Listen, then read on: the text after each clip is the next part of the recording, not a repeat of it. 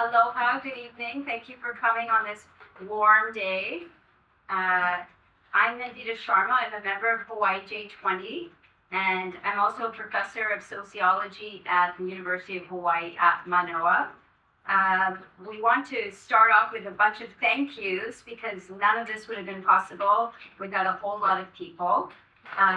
A huge thank you to Harris Methodist United Church, and especially its Church and Society Ministry for hosting us here tonight. Thank you, especially Karen.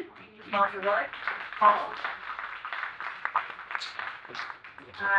like to thank our co-sponsor, Indivisible Hawaii Statewide Network. Thank you very much.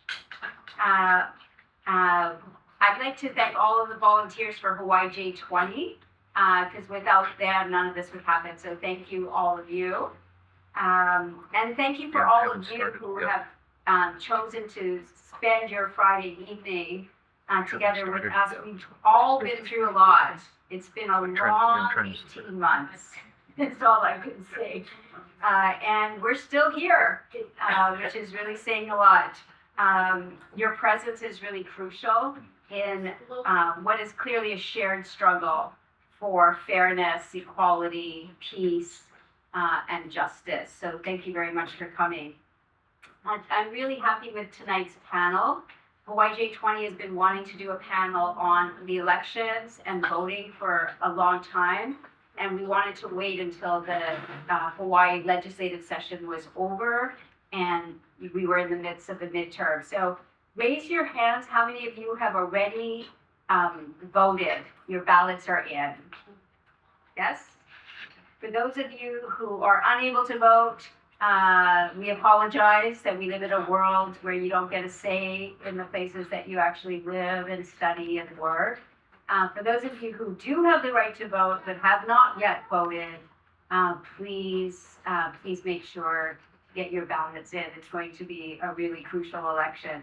So there's several issues that we urgently need to deal with, and these issues can be really contradictory, which makes them difficult to understand how to approach them. So we both have an effort by the Trump administration and by some local actors here in Hawaii as well to undermine people's faith in the integrity of the election.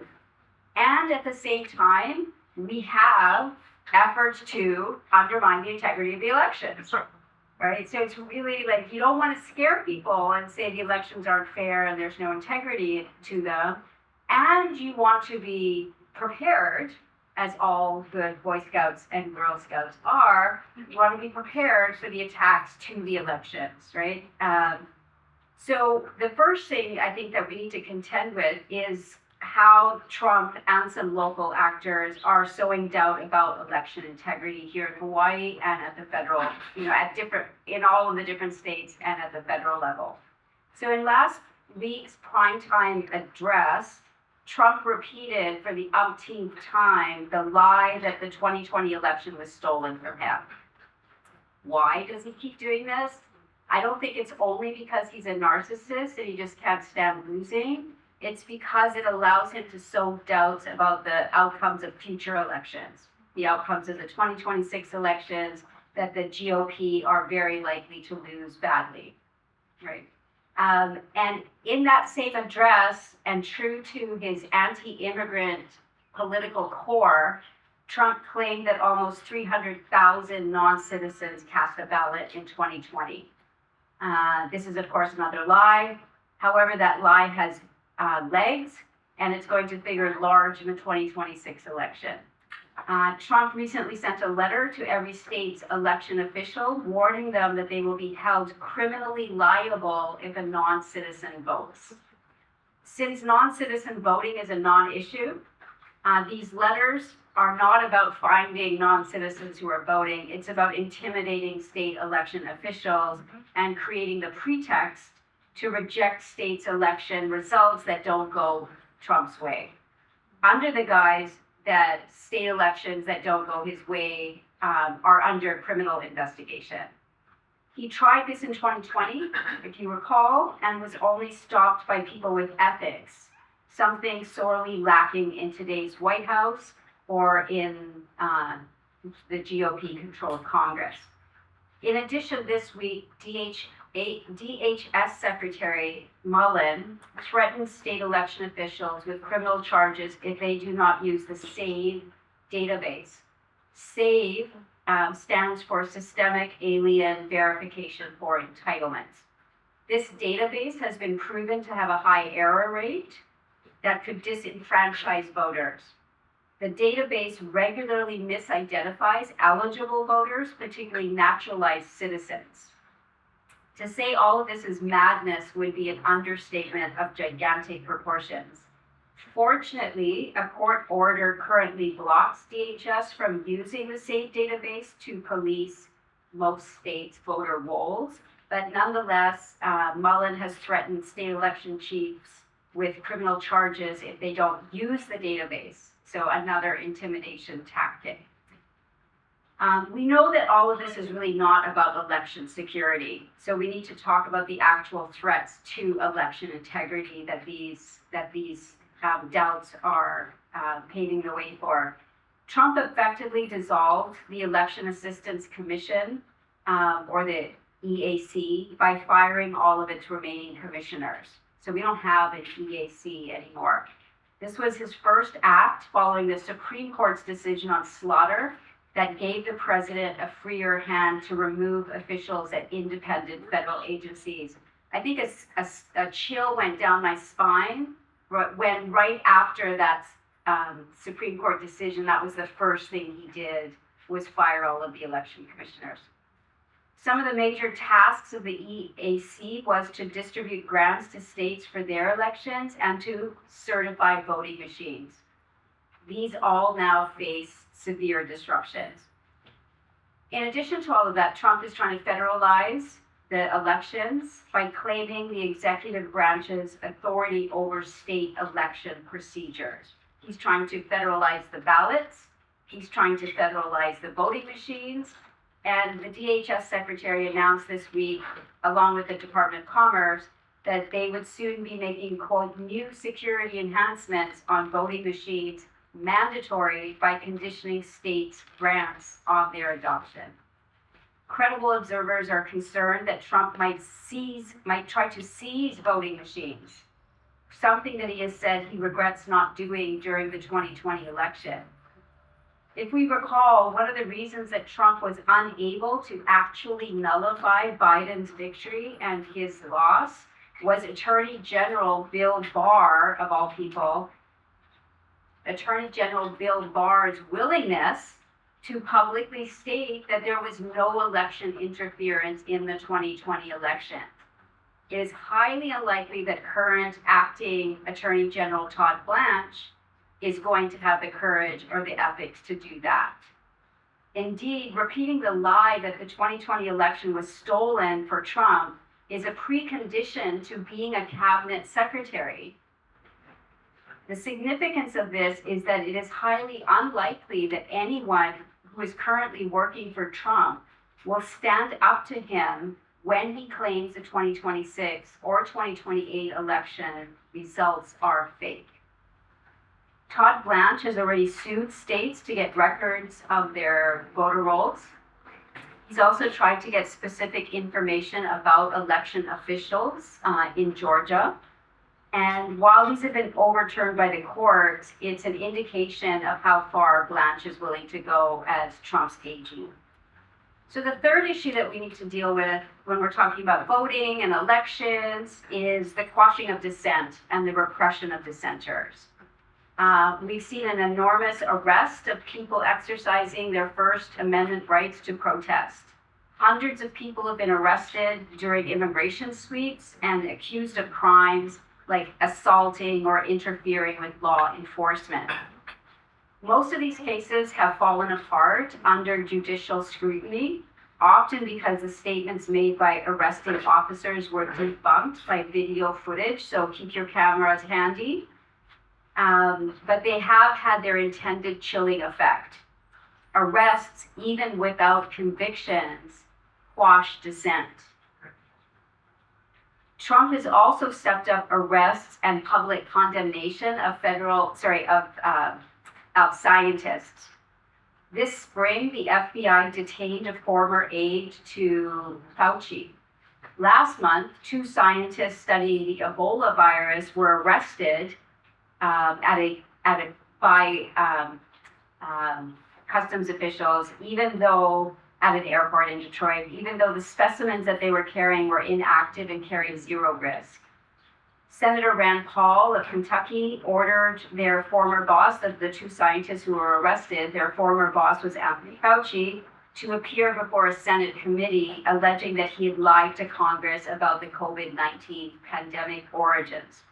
So this isn't only about opportunistically going after scientists so that the snake oil that Trump and his cabinet members try to sell has a bigger audience. It's about trying to redefine reality and to tell us that the truth is only what Trump tells us it is. The 4th thing that we need to deal with is disenfranchisement and the stealing of our votes. Trump is trying to steal our votes by disenfranchising, in particular, women, seniors, people with disabilities, rural voters, and people with low incomes. The Supreme Court, of course, has just about killed the Voting Rights Act, giving Trump and GOP-controlled states the right to reimpose racist redistricting. And then there's the SAVE Act, which, if passed, as Trump demands, but the filibuster is currently protecting us from, the SAVE Act would require the United States citizens to show documents like a passport or a birth certificate to register to vote. What's the problem, as the GOP keeps saying, right? The problem is that research shows that more than 21 million US citizens lack ready access to these documents, right? The problem is that roughly half of US citizens don't have a passport and millions lack access to a paper copy of their birth certificate. The problem is that younger voters and non-white voters would be disproportionately disenfranchised. And disenfranchised is a fancy way of saying your vote is stolen. You don't get to vote. Likewise, millions of women whose married names aren't on their birth certificate or their passports would face extra steps just to vote. So not only would the SAVE Act disenfranchise millions of eligible voters, it would also place a massive unfunded burden on state and local election officials. It would expose those officials to significant legal risk. The bills would lead the SAVE Act bill, the bills to have a SAVE Act would leave it up to local officials to decide whether a voter who lacks one of the documents has done enough to prove their citizenship. So officials who make an honest mistake could face civil and criminal penalties. An election official could even be punished for registering an eligible US citizen just for failing to collect all the right paperwork at the right time. So the last issue is us. Hawaii has a dismal voter turnout rate. We need to get the vote out. All of us need to get people to vote. I think probably most of us in this room, I saw most of your hands up, vote, and we vote early, and we vote every opportunity that we have. We need to pass along that practice to everyone that we encounter.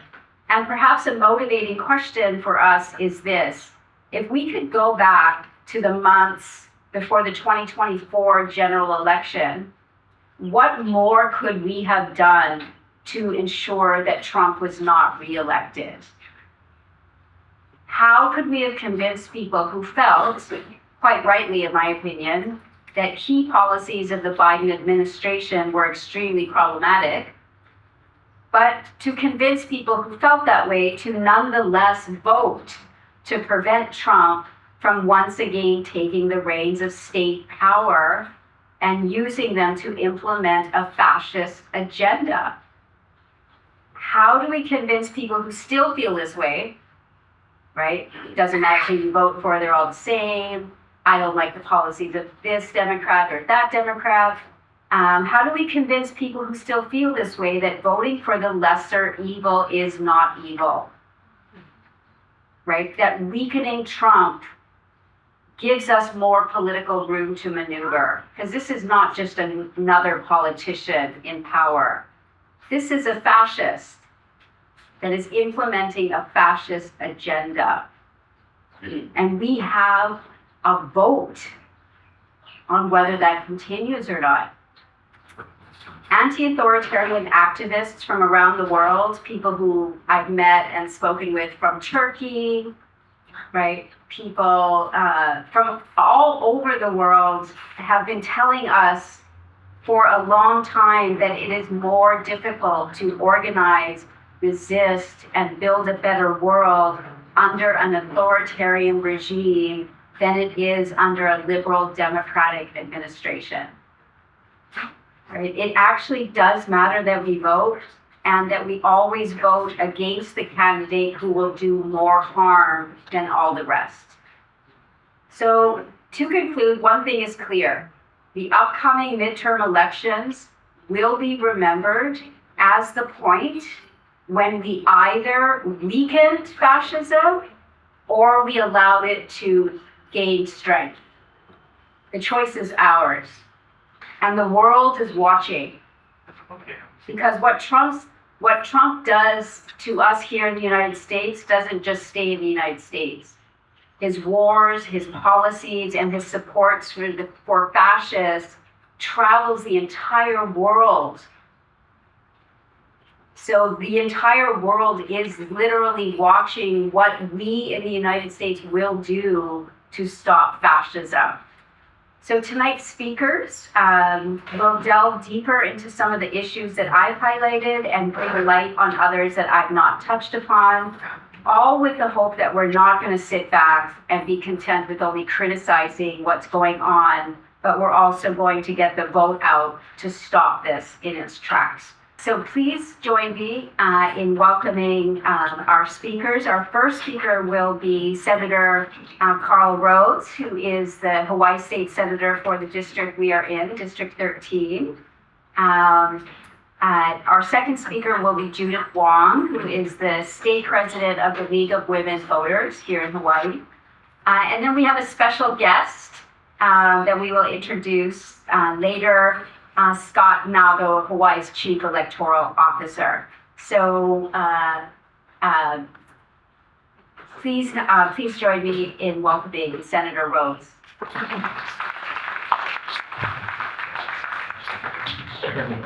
Well, I'm not really sure I need to say anything else. I think I pretty well summed it up. So if I can, let me know if you can't hear me. I think I'm close enough to the mic. Everybody can hear okay in the back there? Yes. Okay. So the organizers asked me to talk about three more or less separate topics. One is MAGA voter suppression. The other was to make some predictions about what I thought would happen, and then also a little bit about Act 11, which is my bill that was takes a dent out of Citizens United. It doesn't overturn Citizens United, but it is will have the effect of. Well, I'll tell you about it later. That's the third thing I'm talking about. So MAGA voter suppression. I mean, it's obvious that they are trying to suppress votes. And I will go, most of the time I spend on this, I'll spend on how they're doing it, the methods and modalities that they're using. But I also want to discuss briefly why. And we can talk about this at greater length if we have time and you're going to ask questions. But the short answer is MAGA doesn't want to give up power to non-whites and women. I'll say that again just because that's the thesis. The short answer is MAGA doesn't want to give up power to non-whites and women. There are several caveats and exceptions, but for now, I want to talk about one. I've noticed this in my own relatives, how otherwise nice people support Trump. Probably most of you have experienced this at some point or another where you're looking at this person going, why are you a Trump supporter? You sound like... Sorry. I was a little concerned about because I'm tall enough that I can. I'll try it this way. Is that better? Yes. Okay.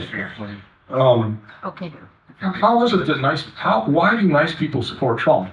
There's a group or a class of people that don't fall neatly into the general rule I just described. I have relatives who I have no reason to believe are racist or sexist, but they fully support Trump. They're Christians who act like Christians. You know, they help people out when they need it and they try to follow the golden rule, but they still support Trump wholeheartedly.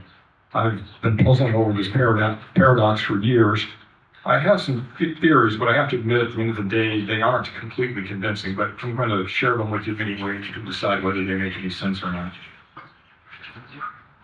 One of my favorite movies of all time is Casablanca. It looks like some of you here might be old enough to have seen it. For those who know the movie, there's a scene where Louis asks why Rick came to Casablanca. And Rick says, I came for the waters. And Captain Renault says, the waters? What waters? We're in the desert. And Rick says, I was misinformed. I suppose it's possible that my relatives and others like them are simply misinformed. If you only listen to Fox or Newsmax, it is conceivable that you really don't know all the vile things Trump has done. It's the power of media, and the more networks that are run by MAGA supporters, the more likely this scenario becomes. I think, and I know I'm on dangerous ground here, but I think there is also a tendency for people to use race as a proxy for culture. Even though all races have various cultures, to outsiders, the other race's culture can appear monolithic and it's not their own. And the foreignness bothers them. You're in America, you should do the way Americans do things, which of course includes speaking English. But the corollary to that is that non-whites who adopt white mores can be accepted by whites. This is really dangerous to talk to in front of sociologists, I can say. I did get an A in my one sociology class. So it may be that my relatives can accept all the races that make up the United States on a personal level, as long as they conform to white American social rules. What they do seem to have a harder time with is accepting that the overall system is changing to reflect the mores and rules of other cultural groups. So maybe they aren't racists in the historic, all other races are inferior kind of way, but instead are culturalists instead. They don't want the culture to change, and they view white culture as superior. Now, whether that actually makes any difference in practicality, I don't know, but it does seem to me that there's a strange, I think it's a paradox that I can't fully explain. All right, so I'll turn to the meat of the topic, which is what MAGA is doing to suppress votes. Redistricting. Gerrymandering has been in use in the U.S. since at least 1812. That's when Massachusetts Governor Elbridge Gerry redrew state Senate maps in such a way that one was shaped like a salamander. And the Boston Gazette coined the term gerrymander, just in case you wonder where that word came from. It's kind of a funny story. Computers, of course, have made gerrymanders much easier and more effective. Typically, the gerrymandering occurs shortly after the census has been conducted. What is unusual about this year is all the off-year redistricting. There's nothing that says you can't do it, but it does show a certain desperation on MAGA's part because they control the House under the maps that they are replacing. So they've already won the election in 2024, but they're changing the maps because they're afraid they're going to lose. Having said that, MAGA probably will gain 10 seats, other things being equal than they have now. Fortunately, other things are not equal, and the Democratic Party is favored to take control of the House despite the redistricting. The second one that I'd like to talk about for a minute has already been discussed to a certain extent, and I think when Mr. Nago comes up, he'll have even more detailed answers than I do, but trying to restrict voting by mail. As part of this effort, Trump's Department of Justice, I use the term loosely, has been demanding that states turn over unredacted voter information that is not already public. Hawaii and Mr. Nago refused to hand over the information, and the Department of Justice has sued for this data. To date, the states that have refused have won 17 straight lawsuits, one just yesterday. No judge has ruled in favor of Trump's demand for the sensitive voter information. Many other states have agreed to turn over their unredacted voter information. Mostly, these are the red states. The other part of this effort is a Trump executive order that purports to require the Postal Service to refuse to mail any ballots that are not on a federally approved list. And a nationwide injunction has already been issued against the proposed rule, but it's being appealed by the Trump administration. Last Friday, a 3-judge panel of the federal D.C. Circuit Court of Appeals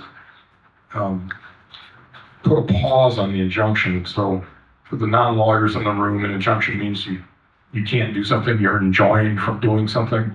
So a pause on an injunction means that you can keep doing whatever it is that the court told you couldn't do, at least temporarily. So we're not out of the woods on that one just yet. We'll see how it goes.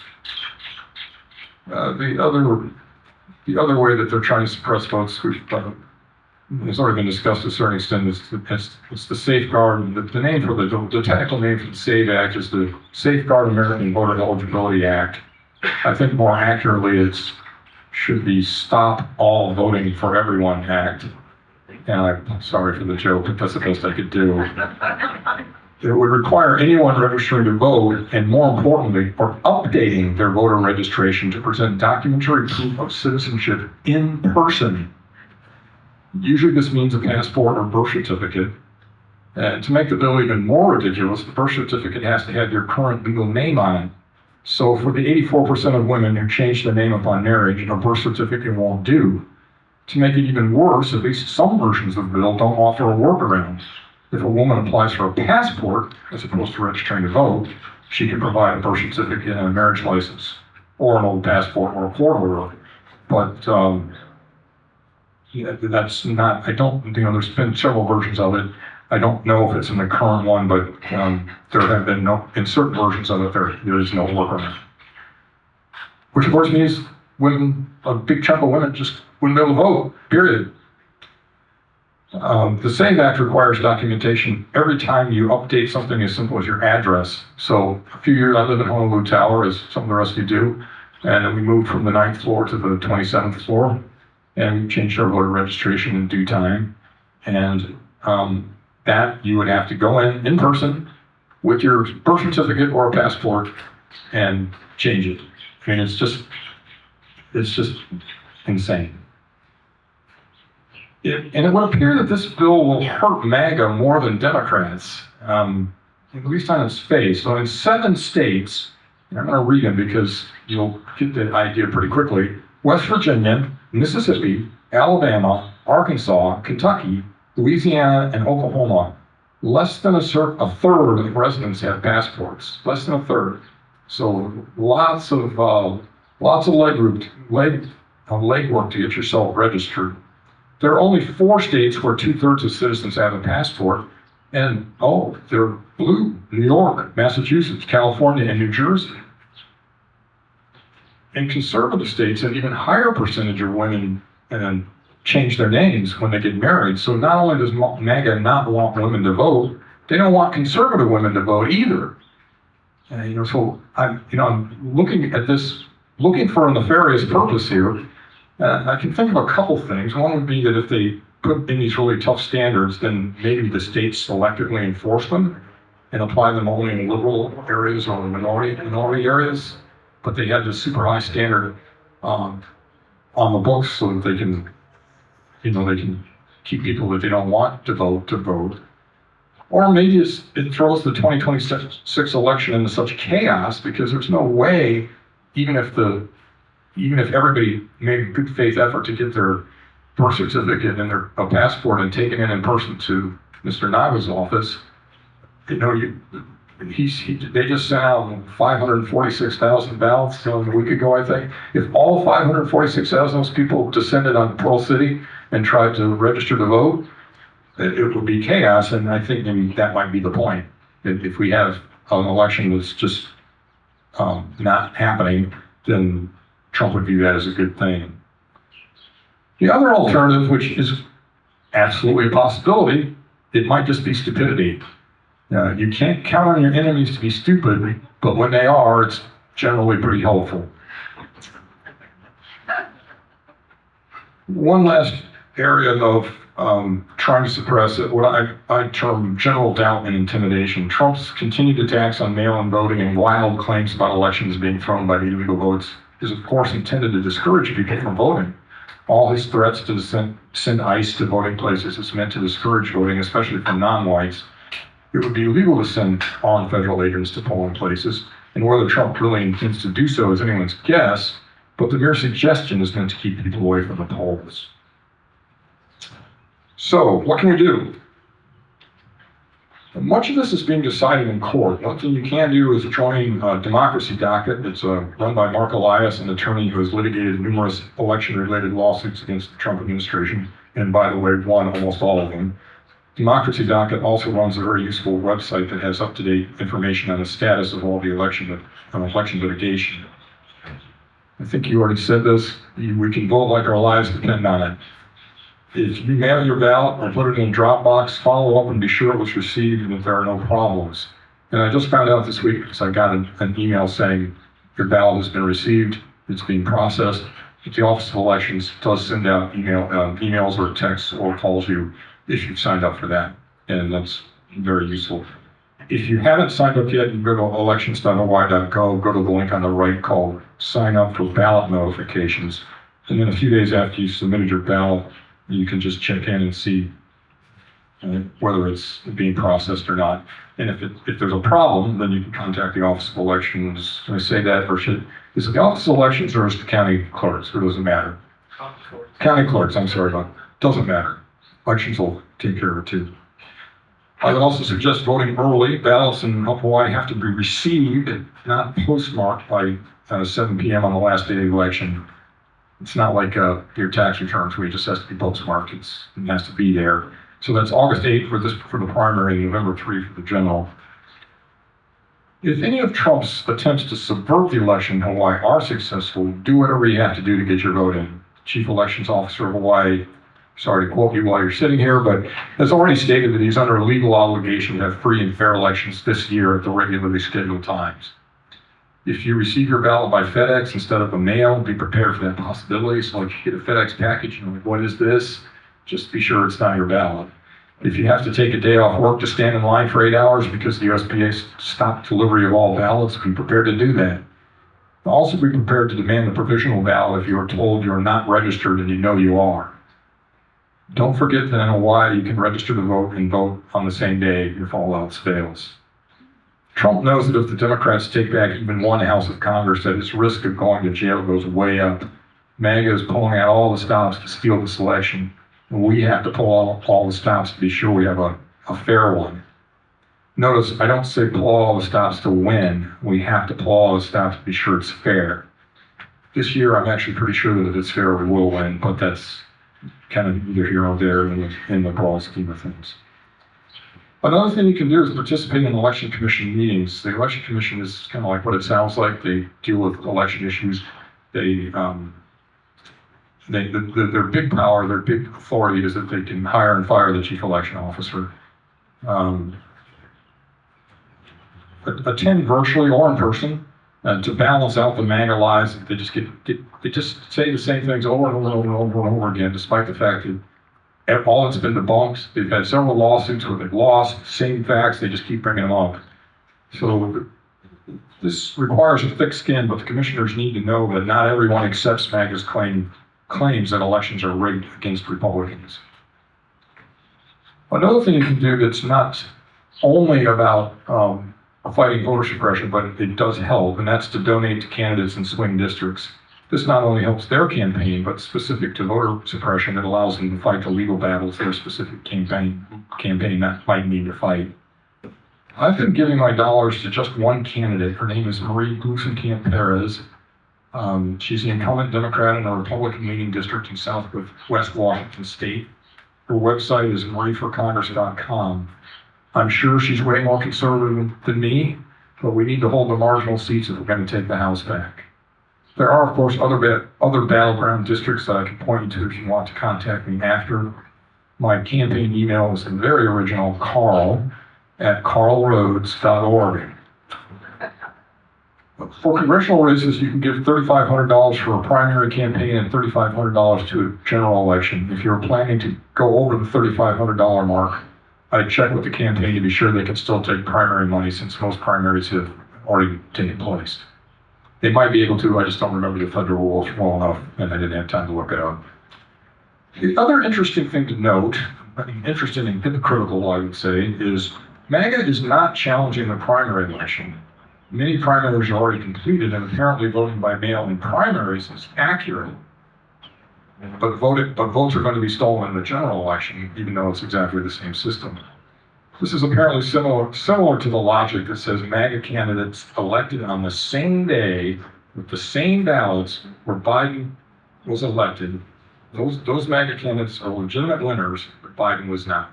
Same day, same ballot, same process. Biden was illegitimate. So the MAGA guys who won are legitimate. Bottom line, the primary ballot that you should have gotten already will likely be processed without challenge, but brace yourself for the general. So a couple of things that the legislature and I have already done to try to, well, I'll talk about them. I passed 2 bills this last legislative session that will help avoid the most serious consequences of MAGA election denialism here in Hawaii. Senate Bill 2143 puts in place an order of succession for the chief election officer. Before this law went into effect, only the chief election officer had statutory authority to certify elections. I worry that if he were fired, which the Election Commission, as I mentioned before, has the power to do, there might be a challenge to the certification, and the chaos is exactly what the Trumpies would love to have. Another bill I passed, SB 2466, mandates that the chief election officer can only be fired for cause. And until this bill went into effect, the chief election officer was at will. The commission can fire him for any or no reason. This bill will help to avoid the chaos and unnecessary firing of a chief election officer on cause, say it happened a week before the general election. All right, the second thing that has to talk about a little bit of my predictions. So maybe some of you remember Niels Bohr, who's a Danish scientist, and one of his famous sayings, I think he probably didn't say it in English, he probably said it in Danish, but translates to, it's difficult to predict things, especially the future. So you can take my predictions with that caveat. But my guess is that Chief Election Officer Nago is right. The courts will not alter our fundamental mail-in system, and our elections will go on without major incident. If he's not right, he understands that extraordinary measures will have to be taken to fulfill his legal duties. These include mailing with private delivery services, opening more voter service centers, and/or providing more drop boxes. The legislature and the governor will likely have to backfill financially, as this could be a large, and I might say completely unnecessary expense that has not been budgeted for. In other states run by Democrats, my guess is that all the MAGA legal challengers will fail, and in the end, threats and intimidation will be the main problems. Those will dampen turnout, and it's a problem, but I think in general, those elections will be okay. In states and other states run by Republicans, I just don't know. Many of them have turned over their voter rolls to the U.S. Department of Justice, with the quotes around it again. My guess is the Department of Justice, maybe more aptly called the Department of Injustice at the moment, will find very little overlap. I don't think they'll find very little overlap between the state's voter rolls and their list of deportable people, which is what they claim to be going after. But will that stop them from removing legitimate voters who happen to live in Democratic neighborhoods? Unfortunately, I think that is a real possibility. Those voters need to follow my suggestions above and demand a provisional ballot if they're told they are not eligible. Litigation may ensue, and that's where law firms associated with organizations like Democracy Pocket come in. And backing up for a second on ways to help, another way you can help is to volunteer with various nonpartisan voter protection hotlines to assist voters in those states. One such group is called Election Protection, that is led by the Lawyers Committee for Civil Rights Under Law, and also Common Cause is leading. The website is protectthevote.net. It's in the protectthevote.net if you're interested in helping that one. Okay, those are my bold predictions. Finally, I'll talk just a little bit about my Artificial Entities Bill that became Act 11, SB Senate Bill 2471.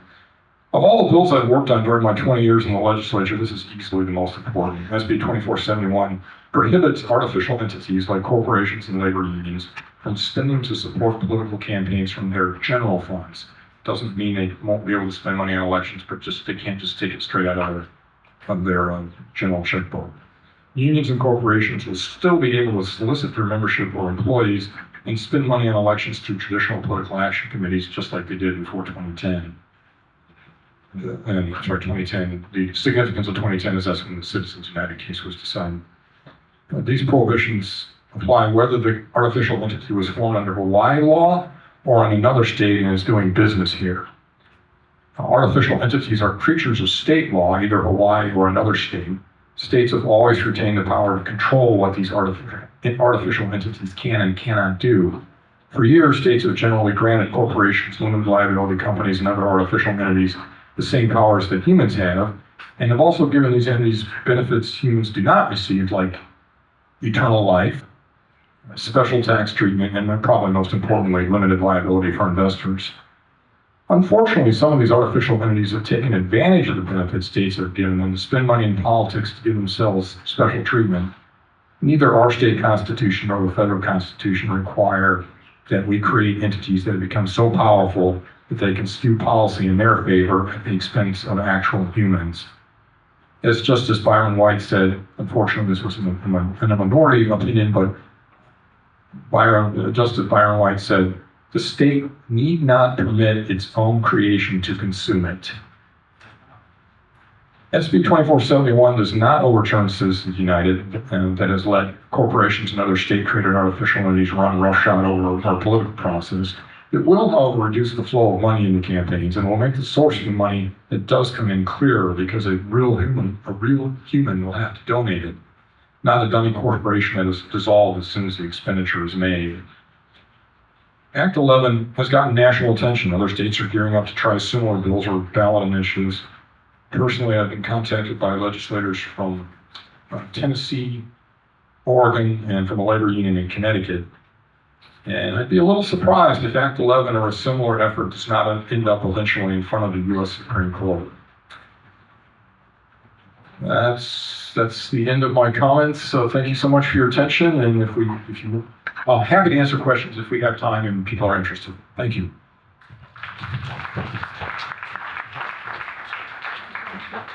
I think Senator Rhoads was being a bit too humble. Act 11 was an enormous victory, and Senator Rhoads was very, very central to that victory. So I think we owe him a round of applause just for that.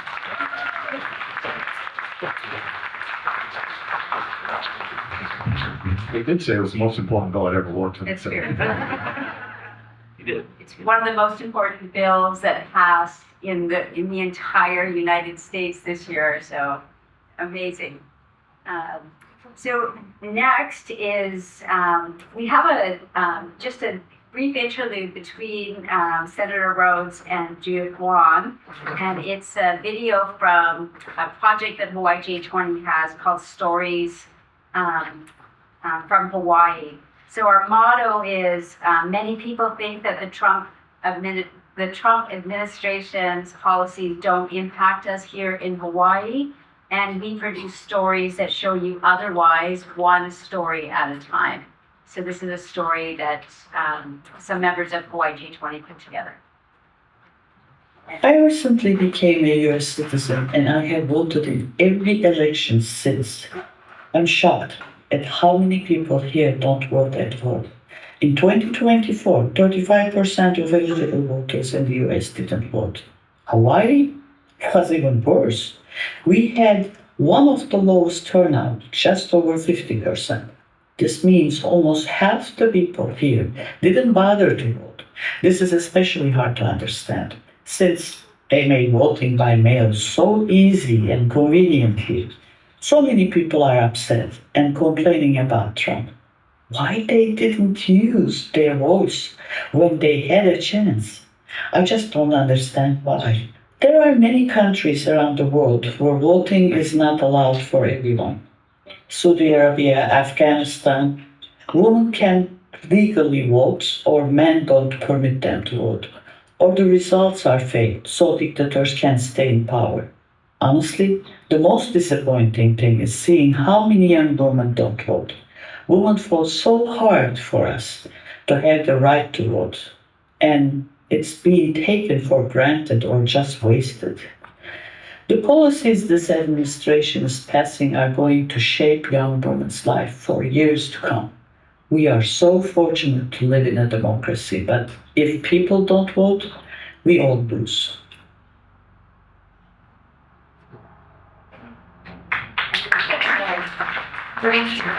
Great segue into Wong, the president of the League of Women Voters in Hawaii.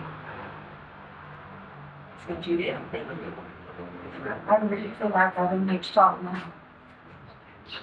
A lot of, first of all, thank you so much for both of you. You really covered all of the great issues.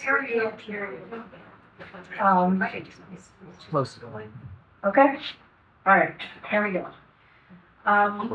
Senator Rhoads is a senator for the state of Hawaii. Senator Rhoads is a senator for the state of Hawaii, and you're going to talk to Scott Nago pretty soon, and he is the chief elections officer for the state of Hawaii. They work for the state of Hawaii. I do not. I am a private citizen. I am here representing the League of Women Voters. And if you know the League of Women Voters, you know that we are nonpartisan. We don't endorse candidates, and we don't not endorse candidates. We don't lobby against candidates, I should say. But we do take a position on policy. And most particularly, we take a position on voting. We are an organization that was created to expand and protect the right to vote. It's in our name, and it is what we do, and it's what we still do. Now, you've heard a lot of what I intended to say, so I can make this pretty short. The bad news that we're looking at right now is exactly what you've heard about. The current administration is doing everything they can to suppress the vote. They've done the SAVE Act, they've done the executive order, they've done demanding voter rolls in order to purge voters. They've done redistricting, they have the proposed postal rule that's going to be a real mess if it actually gets through. They've threatened to send National Guard to the polls. They have threatened to seize ballots.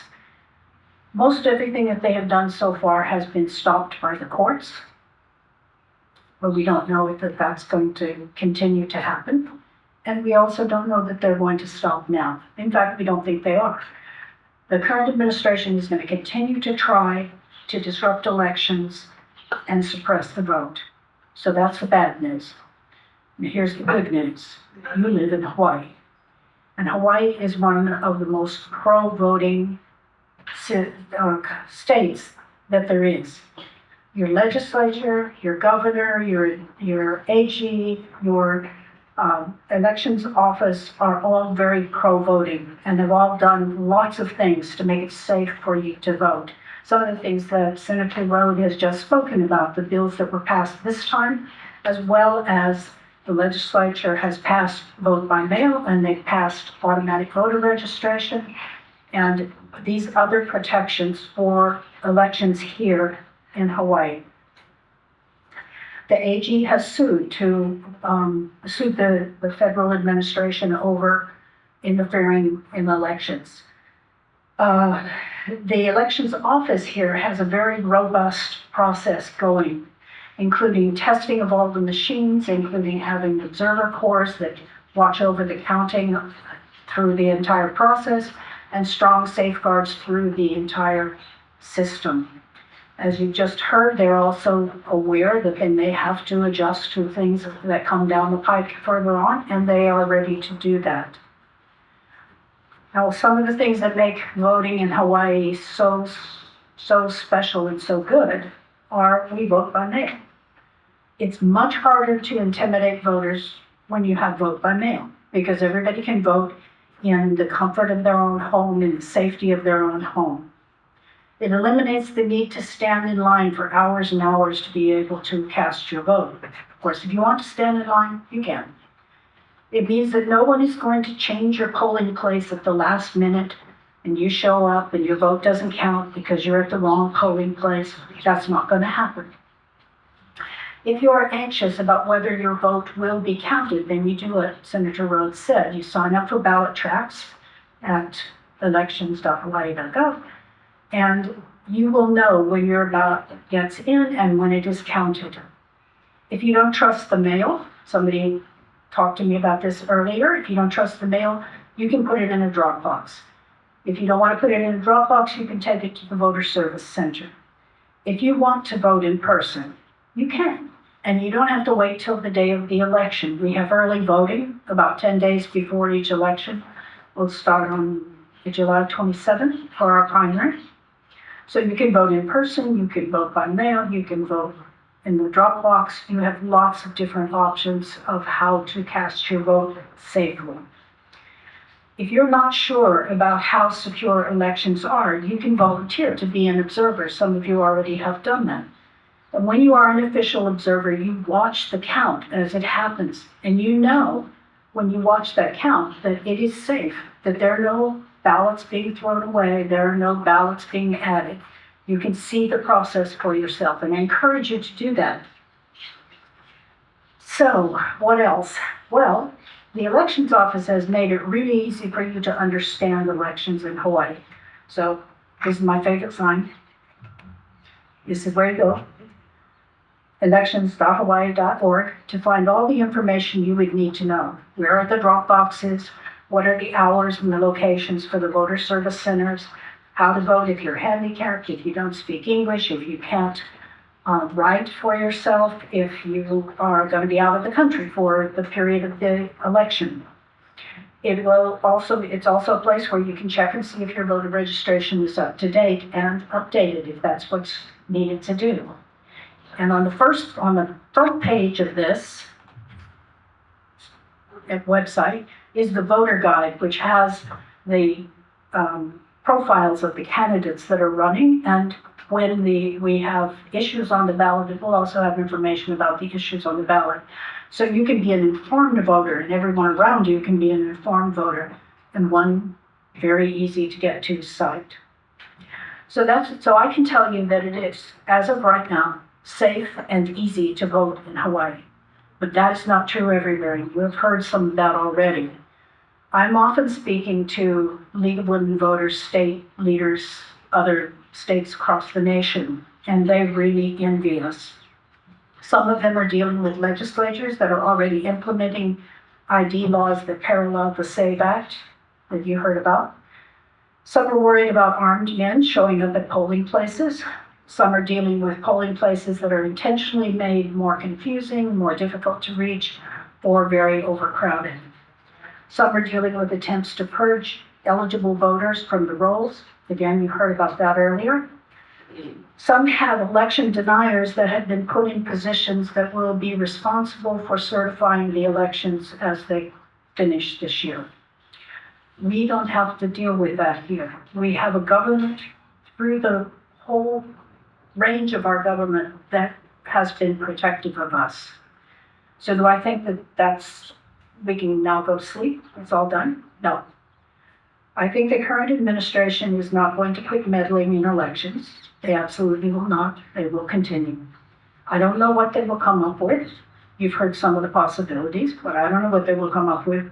But here's what you should take away from this. Your state government has done everything it can to protect you and the right to vote. And they've done that in every previous attack that has come up, and they will do that again.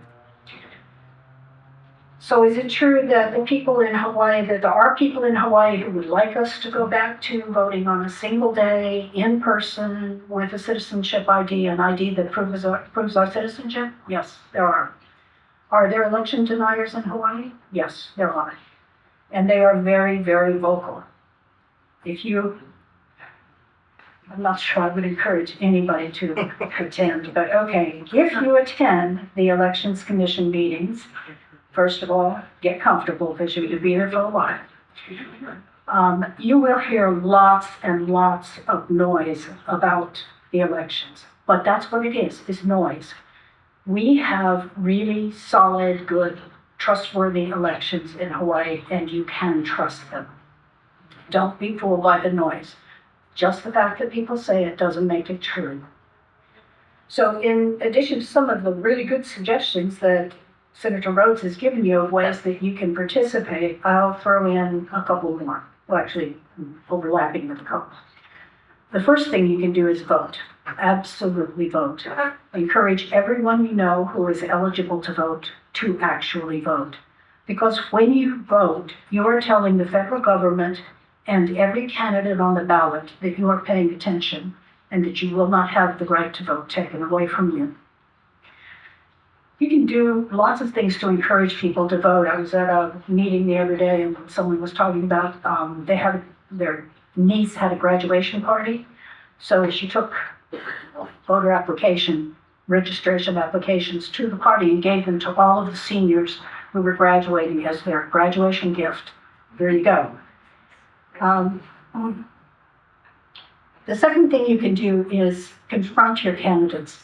So if you have a candidate who comes to your door asking for your vote, or you go to a candidate forum and you hear someone talk, or you have an opportunity to ask them a question on their website or other source, ask them, regardless of whether they are running for city council or a federal position, ask them, what is their position on vote by mail?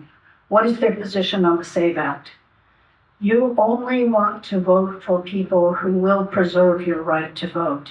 If they're not willing to preserve your right to vote, they haven't earned your vote. And then the last thing I will say is don't give up. This is a marathon, not a sprint. Even if we get through the primary, even if we get through the general election, it's not over. For at least 2 years, we are going to be fighting an uphill battle to preserve and protect the right for everyone to vote. And it is going to include things like making sure that the SAVE Act or some iteration that's similar to the SAVE Act doesn't happen. Because in addition to some of the things that were already mentioned here, the SAVE Act means you would have to go in person. I want you to picture that if you live in North Kahala on the Big Island, you would have to go in person, 7 hours drive, in order to update your registration or to register.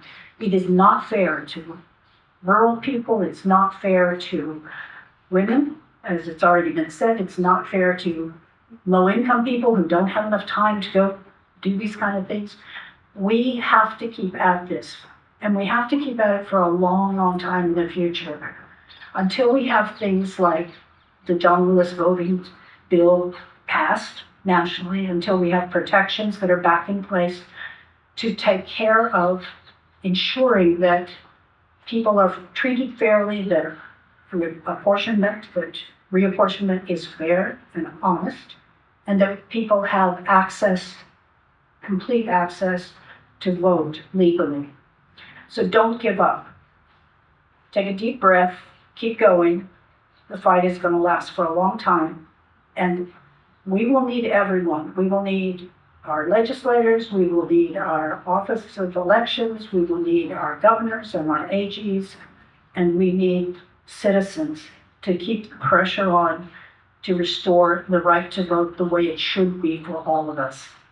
Thank you. That's our perspective. Thank you, Judith. We have a lot of really brave and important people here with us, and we have one more. Gay, did you want to come and introduce our next and our special guest speaker?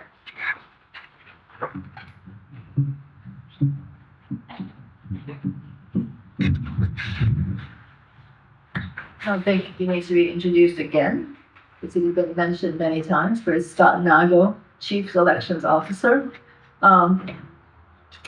Before I do that, I wanted to echo what Judith has already said. It's really a time that courage is so important.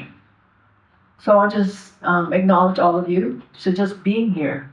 Because even the smallest thing now seems like it takes so much courage. All of you who've been to a protest recently, all of you who've shared one of your stories with us, because you cannot believe how many times we said, no, I don't want you to tell that story because I'm afraid. I'm afraid. So, Mr. Scott Nago, as Nandita and Karl has, I think, mentioned, end of last year, he and other chief election officers were threatened with their job being fired if they don't share voter registration roll with the federal government. He didn't. And recently, he and other chief election officers again were threatened by criminal liability if anyone non-citizen vote. That's still being played out. Who knew that just doing his job would take so much courage? So on behalf of 40J20, I want to give him a little award for being the champion for our voters' rights, for being the defender of safe elections and voting by mail, and also the protector of, what else did I leave out? Of the voter roll. So please come up.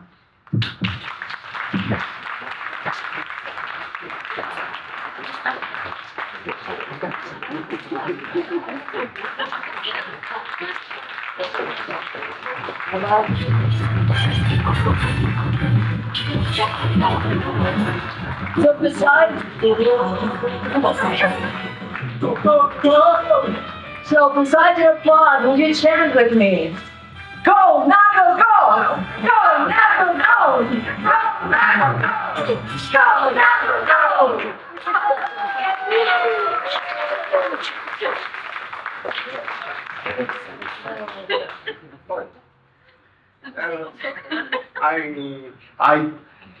I'm sorry.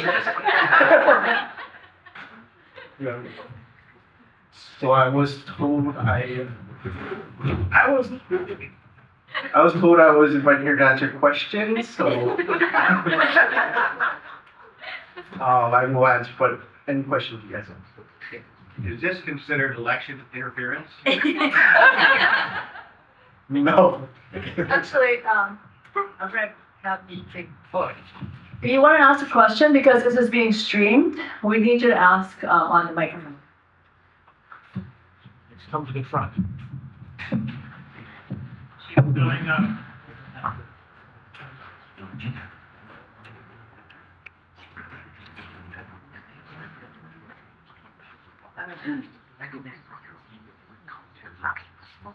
Thank you, all three of you. This was a really good session.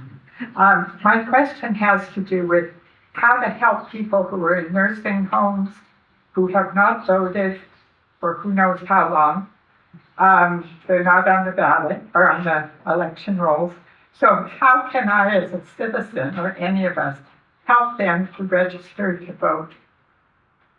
So the easiest way to register, so we have the easiest voter registration methods in Hawaii. If with a driver's license or state ID, I know this will not apply to those particular population, but you could register with the driver's license, state ID online. You could fill out the form, the voter registration form. The forms are available online.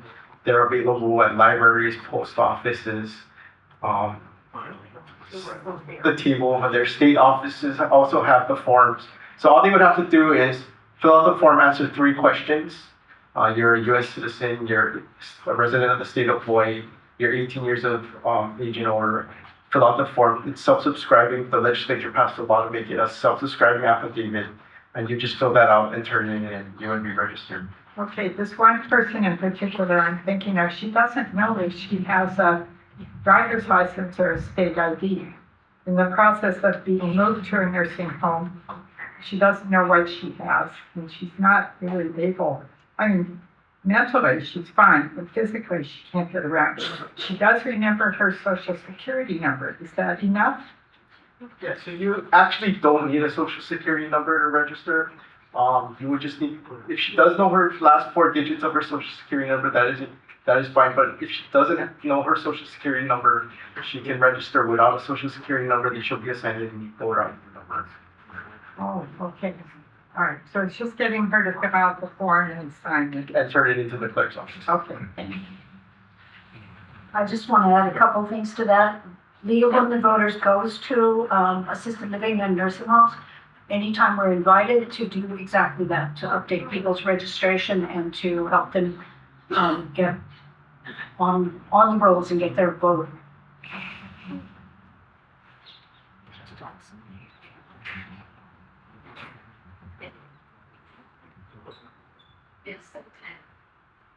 Hi, thank you for being here. And I got a shirt on. Obviously, I've been volunteering for a particular candidate, but this question really applies to any voter, regardless of what candidate they support. And so I think it's really important for people to know about the difference between voting at a drop box versus through the mail, given what we learned from the panel about the ballot arriving on or by election day. So if one votes, say, by mail versus a Dropbox the day before and puts it in the mail, is there a difference there in terms of if they put it in the mail, into a Dropbox? I think there probably would be, but maybe you can explain. And second, where does one find the Dropboxes if they haven't voted by election day, but they want to get it? Okay, so, yes, there is a difference. If you're gonna vote by mail, if you're gonna turn it through the mail, you need to do it. We recommend a week in advance because the law says ballots must be received by 7 p.m., not postmarked. However, if you take it to a Dropbox, that is picked up by the election officials. So that doesn't go through the mail, that's collected daily by election officials. So if you're gonna hold on to your ballot closer to the election, take it to a Dropbox or a voter service center too. Don't put it in the mail because it may or may not get to us in time. And for a list of those, our website has a list of where the Dropboxes are. Correct. Hi, I got a question for Mr. Nago, excuse me, then Senator Rhoads. Do the chief election officers from every state meet periodically to do scenario planning for different ways different actors might try to game the systems?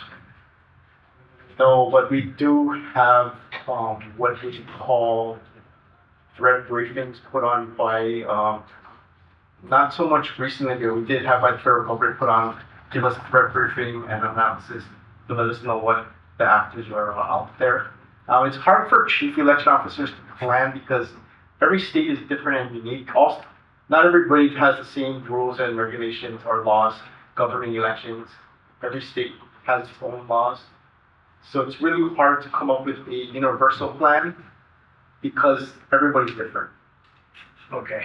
So meeting periodically is of no use essentially because there's too many differences? It's just to, there is a use, but it's not to plan for the election. It's more like best practices and things like that. Okay. Senator Rhoads, on Thomas Brandt, I used to be a constituent, but you probably know me best from arguing with your old friend Bob from Indiana on your Facebook page. Thank you for learning. Anyway, my question was based on the SCOTUS decision, which many are calling Citizens United 2.0, where they took the lid off of how much the parties can spend now. We have a Republican-Democratic duopoly in this country, for better or worse, right? I don't think it's a good thing, but I don't think either one's going to unilaterally disarm. Even if we got rid of Citizens United, one, maybe, but, and I'm afraid the Democrats on the national level have been acting more and more like light Republicans since the 1990s in the wave of the Citizens United. It's the disarmament. What do you think can be done on the national level and the state level if necessary to, other than the law you just passed, right, to break out of this mutually assured destruction that we're in right now? Thank you, Thomas. Yeah. I mean, if you look at other countries that, I mean, I think the countries that have most choices in terms of parties are generally parliamentary, and they also generally have proportional representation, and that's how you get lots of parties. I mean, there's pros and cons to that because you almost always have, not always, but you almost usually have coalition governments, and then you have to make compromises with people you don't really want to make compromises with. Just they can call elections at random. Yeah, they can call, well, yeah, pretty much, not exactly at random, but yeah, it's different. You know, and that would require a federal constitutional amendment. I think the other area that might help in that regard is ranked choice voting. And we do, it was my bill, it only applies right now to special elections that, I forget what the exact parameters are, but basically it was to avoid the Charles Dejoux situation where you had two strong Democrats and a strong Republican running, and the Democrats split the vote, and the person who really was the third place finisher won. And then there was also a county council race out on the west side. If any of you remember Tom Berg, but there were like 30 people running in this race, and it was first past the post, and he had like 5% of the vote, and he won. So ranked choice voting would keep that from happening. You would get voted, you would get a representative from districts like that had much deeper, broader support. I didn't try to go for full-on ranked choice voting because I didn't think I could pass it. So, politics being the art of the possible. But I thought if people saw it work, then maybe we could go from there. Well, we passed that bill like 6 years ago. We never had the situation come up. So just recently, like yesterday, the county, the commission that decides what's going to be on the ballot for the ballot questions, they did put ranked choice voting on there. So we'll see if that makes it, but I think that would help in terms of diversity of, whether that ends up in more than two viable parties. I don't know for sure, but I think it would be, it can't hurt anything, put it that way. Well, how do you feel about open or jungle primaries combined? Related question. Well, the question was, should we have jungle primaries like California does, so it doesn't matter who, just the top two go to the general, which, well, we sort of have those at the county level too. I did move a bill on the judiciary this last year that did that, and it was my Gabbard's bill, and the caucus was not ready for that, and it died. So I don't know what to tell you. I'm not sure I was ready for it either, but.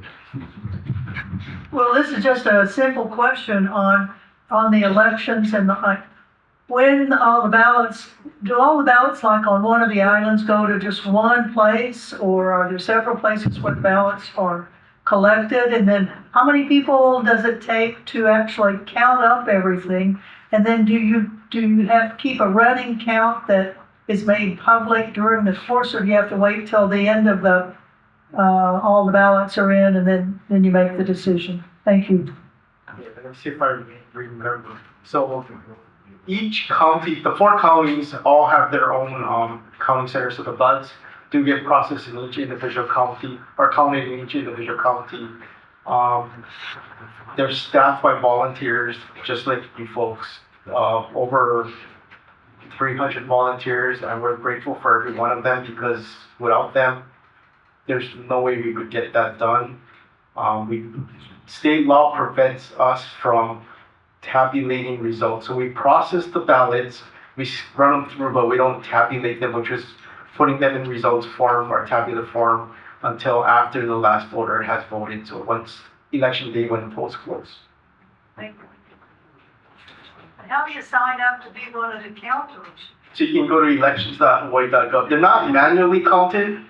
They are run through scanners. What you would do is open up envelopes and burst the ballots.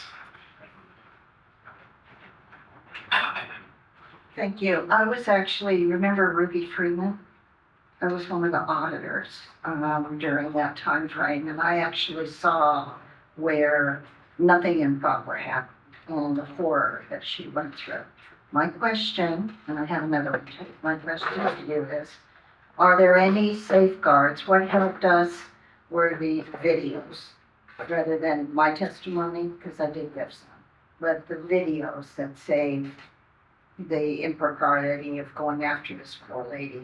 Do we have anything like that in Hawaii for auditors or whatever to protect the people that are working with the ballots?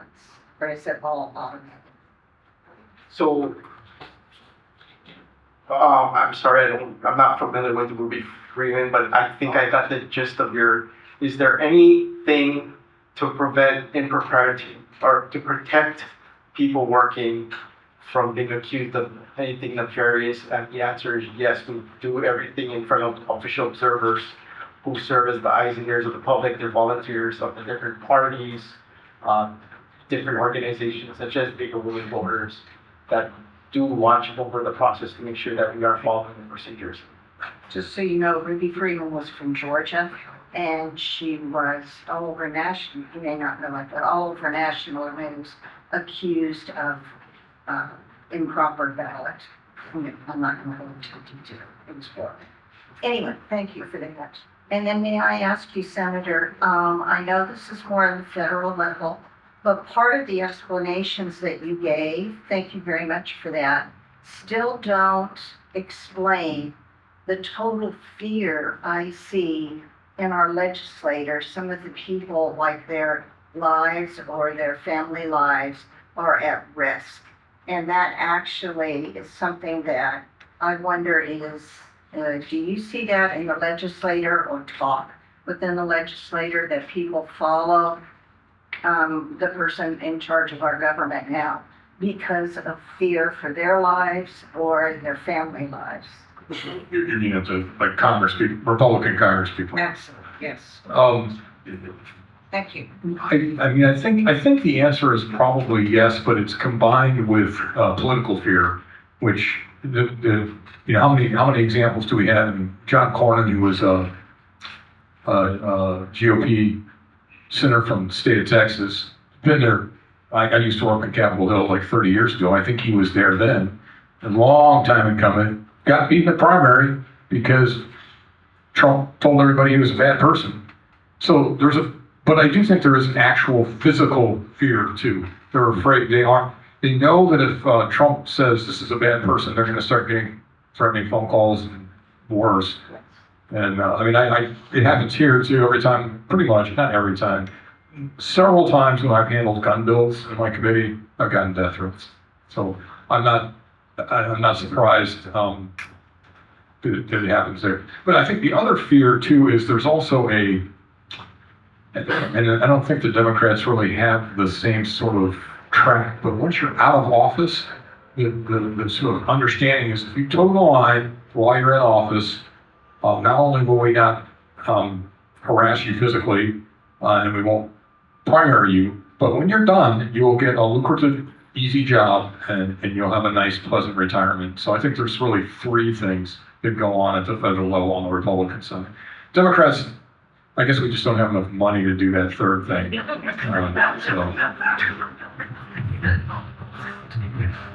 So we chose not to, but that's a better answer.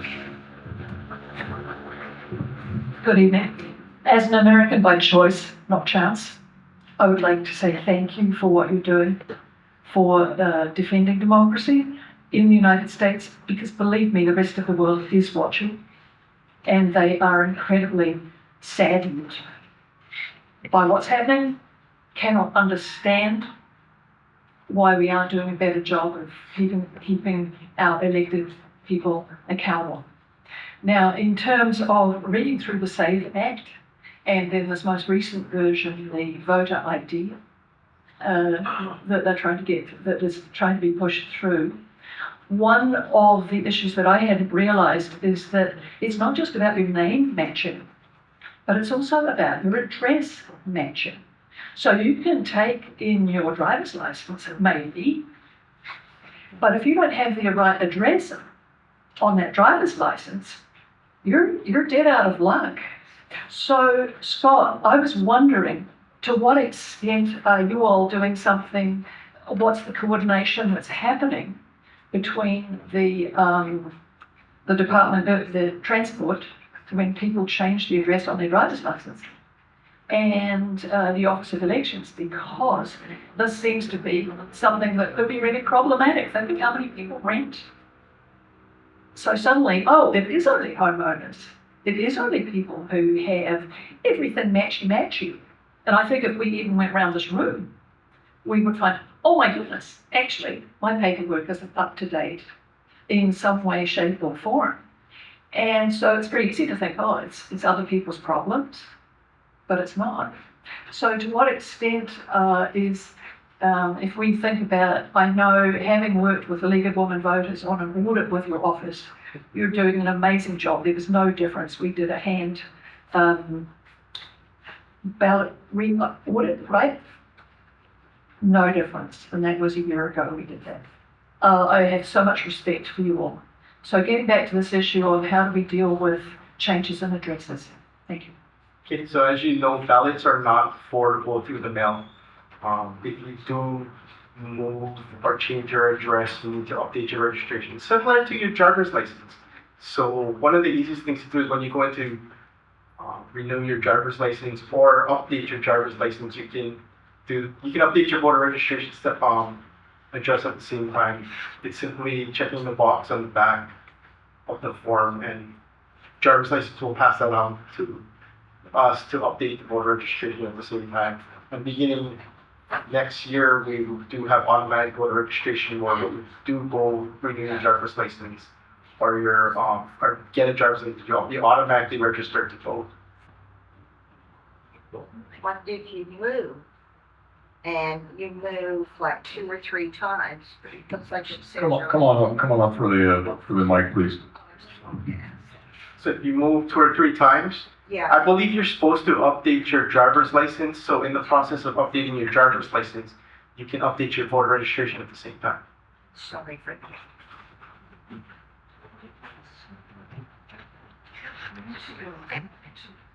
I'm just wondering, for the incident that just happened in New Jersey, where they had mistaken voter registration, was that a possibility in the system here in Hawaii? No, so that was not, what happened in New Jersey was not the fault of the voters, it was the system that New Jersey uses for automatic voter registration.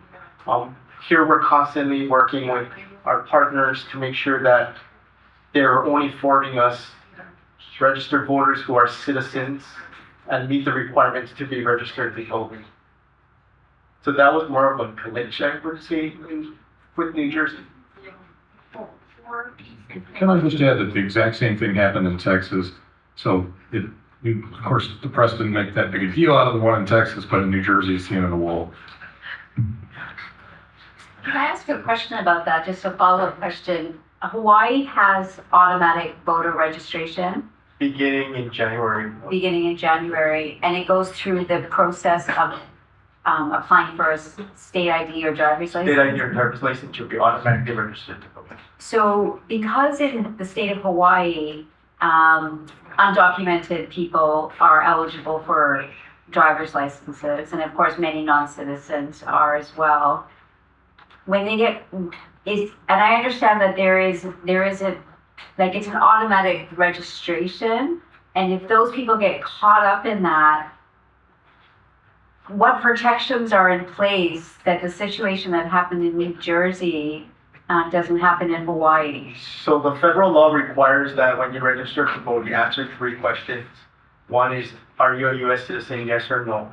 Are you a resident of the state of Hawaii, yes or no? Or are you 18 years of age or older, yes or no? And if you were to check no to any of those boxes, we would not get that from the driver's license. However, if we were to get that form, if you were to check no, we will not register you because our staff, the clerks are trained to look for the yeses or that attestation that they are those 3 things in order to register somebody to vote. Okay, because I think a lot of people are very worried right now that they're going to be caught up in this kind of dragnet of people looking for non-voters, like non-citizen voters. Yes, as long as you do not lie on the form. So lying on the form is a Class C felony, but if you answer it truthfully, it would not be the fault of the voter. Isn't it also true that you can just opt out and say, I don't want it? It makes you make an affirmative decision, but if you just don't want to be involved. So I believe currently that is the process, but come January, it's going to, You have to answer the questions. you have to answer the questions, and I think you opt out at a later date.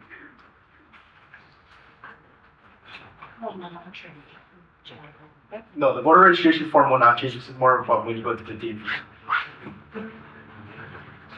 Okay, I'm concerned about the chance of various types of disruption of the voting process. And I'm wondering whether you are doing planning for a whole variety of types of interference. So, for example, today, I understand that the president and vice president were both talking about sending the military into democratic states to monitor elections. Do you have a plan for how to handle that? So, Second event. Let me take you off the hook. What I think is that some people, including you and probably all the people sitting up here today, and maybe some others should meet with the governor and urge him to deal with our police and, the National Guards and work with them to prepare to be able to come out if there's some serious intervention. I don't think that's your So job to do by yourself. one of the things we do work with is our partners in law enforcement at the federal, state and county levels to make sure that we're all on the same page as far as threats or outside interference. So we do have plans in place in case those kind of things happen. We've always had those kind of plans in place. I mean, the counting center where we count the ballots is secure. It's not an open facility where anybody can walk in. There's official observers there. For those of you who are official observers, you do know that we take security very seriously.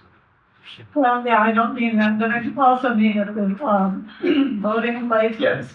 So one of the things we do is we do meet regularly with law enforcement because we do have people who want to watch the boxes, but they would have to do it in a legal manner. And do you have plans for if there is a bomb attack, for example, on a voting place or on the counting? Do you have an alternative place to go? I mean, I think you have to think, really, we are in a very serious situation at the moment, and you've got to have some alternatives on these things. Yeah. Let me jump in. I was just gonna say that there's a lot of things that can go wrong in elections and we prioritize them and those are not the highest of priorities that we would come up with a plan B for. I mean, we have a storm coming up, we have a plan B for that, that's more likely to happen. Okay, yeah, definitely. I was just gonna say that one of the advantages of having all-mail voting is that Actually, if the federal government decided they wanted to interfere with the people standing in line, in our case, most of those people would be MAGA voters. There would be an irony there, but that is one of the advantages of having mail in because it's harder, as I think Mr. Nago already mentioned, it's harder to intimidate people when all you gotta do is drop the thing in a box somewhere. But yeah, I mean, I'm not saying it won't happen, but there's so many permutations and possibilities that I doubt seriously we can plan for them all. Yeah, I think that's true, but I think there's some general types of things that need to be thought through, and that there need to be some sorts of plans for those things. So I would particularly urge you to meet with the governor, to urge him to meet, if he hasn't already, to meet with the National Guard and the police chiefs. So we do have those meetings with law enforcement for those kind of coordination. Okay, We do have meetings with law enforcement. okay, And we do okay, coordinate. you have, that's good. Okay. And I'm glad to hear that, that you have those meetings. Any other questions? Nicole? I would like to close it out. I actually met Judith, or I met you before, but we spent a lot of time observing the election, and I've seen Scott Nago opening the ballot envelopes at like 2 or 3 in the morning. So I encourage folks to sign up. I mean, literally there are observers in the van with the staff of the elections office when they go to pick up the ballots from the ballot boxes. There are locked cages and, we observe every time they open a cage, and everything is very secure. It's Republican and Democratic observers. In the gallery, when the counting is happening, there are media there usually, observing. Definitely, I think if you have any doubts, sign up to observe. It's the best way to see what's going on. Also, I noticed one of the women asked whether or not you wait until everything's done before you announce the votes. And Scott said we announce when the last in-person voting center closes. That's usually at 7. Last year it was late because there was a long line at some of the voting centers. But that first printout goes up on the elections website, usually at about 7. That's not the final vote. It's actually what you guys have counted by then, right? Correct. but for the most part, it's 90%. 90% of the vote. So I mean, in polling place days, that wasn't a big number. It was just the first readout, but in the vote by mail model, that is the big chunk vote, but it's not the final vote. And if close races can change. Yeah, one of them did last year. And so there's another vote usually later in the evening, and then I think the final is like a couple days later. The final is 1 week later because voters will clear their ballot. So if your signature doesn't match, or you forgot to sign, you have until Friday after the election to remedy that. Our primary is always on a Saturday, so that's why we said Friday. So I just wanted to point that out. And now putting on my Harris United Methodist Church host hat. Thank you for coming. Thanks for your time. I just want to point out that, like League of Women Voters, we are a nonpartisan church and we do not endorse or oppose any candidates. Just want to make that very clear, just in case this video gets online. This church does not endorse, and we are not partisan, and we do not oppose candidates. And finally, there's a lot of extra food, and it looks like people are packing up to-go bags. So please take some food on your way out, and I'll let Nandita or Gay do the final. Thank you, Nicole. And thank you to Harris always for hosting us. So I think that I really want to thank the panelists because I feel personally, and I hope that you share my feelings, I feel that I can trust that the people who are in charge are taking the election seriously, taking the safety and integrity of the election seriously, and taking the threats to the safety and integrity of our elections seriously. I think all of us need to take it seriously, and I think that Judith is right. We're very lucky to be in Hawaii, but we're also part of a bigger process, and in many other places, the threat is much greater. And so I think that in going forward into the future, we need to start thinking about what solidarity looks like when we see the outcome of the midterm elections and what follows from those outcomes coming out of this administration. Just one last thing before we close. J20 is a voluntary, the pure 100% voluntary organization. We don't have a whole lot of money, so we're going to circulate a donation box just in case you have any spare change. Please don't feel obligated to donate if you cannot, but we would appreciate anything that you can give. So I think a couple of people are going to circulate donation boxes. Lastly, I just want to thank our wonderful speakers. I really, really learned a lot today. Senator Rhoads, Judith Wong, Scott Nago, thank you. I hope we didn't embarrass you too greatly. And